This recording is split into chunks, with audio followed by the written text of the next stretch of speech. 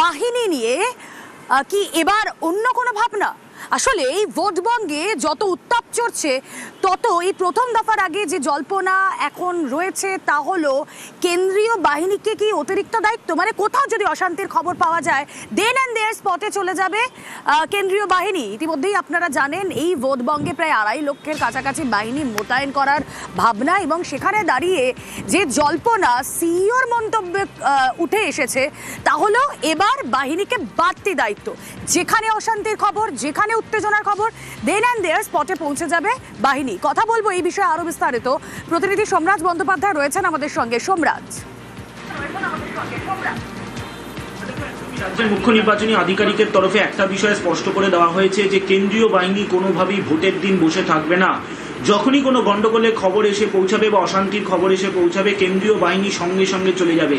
তাদের সঙ্গে যদি রাজ্য পুলিশের অফিসার থাকে তাহলে রাজ্য পুলিশের অফিসারকে সঙ্গে নিয়েই কেন্দ্রীয় বাহিনী রওনা দেবে, কিন্তু কেন্দ্রীয় বাহিনী কোনোভাবেই বসে থাকবে না। এক্ষেত্রে কেন্দ্রীয় বাহিনীর কাছে কিভাবে খবর আসবে? তুমি জানো বুথে বুথে থাকবে কেন্দ্রীয় বাহিনী, এবং তাদের কাছে অর্থাৎ তারা যদি বুথে কোনো রকম অশান্তির খবর পায় সঙ্গে সঙ্গে কেন্দ্রীয় বাহিনীর যারা কমান্ড্যান্ট থাকবেন তাদের কাছে তারা খবর পৌঁছে দেবেন, এবং কমান্ড্যান্টের নির্দেশে সঙ্গে সঙ্গে কেন্দ্রীয় বাহিনী তাদের কাছে জিপিএস থাকবে, ট্র্যাকার থাকবে, সেই ট্র্যাকারে সেই লোকেশন দিয়ে সঙ্গে সঙ্গে সেই লোকেশনে পৌঁছে যাবেন। এক্ষেত্রে কেন্দ্রীয় বাহিনীকে রাজ্য পুলিশের ওপর আলাদা করে ভরসা করতে হবে না।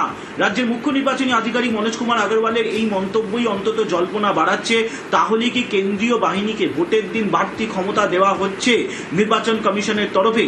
তার কারণ এর আগে বারবারই বিভিন্ন বিরোধী রাজনৈতিক দলগুলির তরফে অভিযোগ উঠে আসে যে ভোটের দিন কেন্দ্রীয় বাহিনীকে ব্যবহার করা হয় না, আর তাকে সামনে রেখেই এবার কেন্দ্রীয় বাহিনীকে বাড়তি ক্ষমতা দেওয়া হচ্ছে। অন্তত মুখ্য নির্বাচনী আধিকারিক মনোজ কুমার আগরওয়ালের মন্তব্য তেমনটাই জল্পনা বাড়াচ্ছে।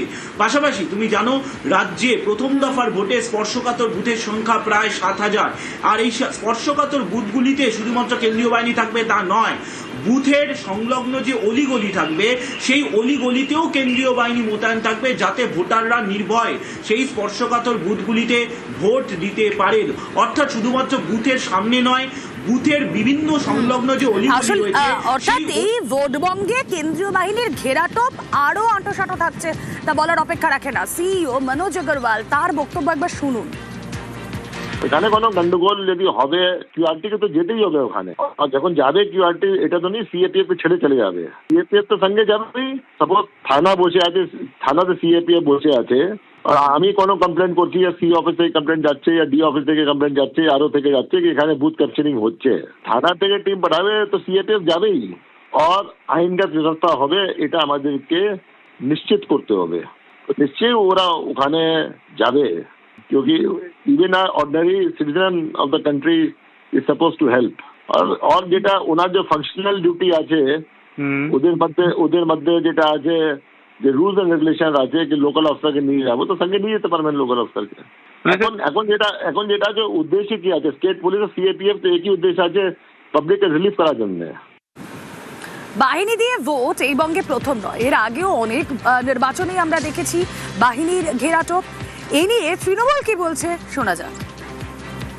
গণতন্ত্রের উৎসবকে যদি কলুষিত করা হয় এবং বলা হয় যেখানে ভালোভাবে মানুষ ভোট দিতে পারছে না, এটা কোথাও না কোথাও সে মানুষকেই অপমান। তারা তাদের প্রস্তুতি নিক। বিগত দিনগুলোতে বিভিন্ন প্রেস কনফারেন্সে আমরা বলেছি ইউনাইটেড নেশনস থেকে পিস কিপিং ফোর্সও আনতে পারেন।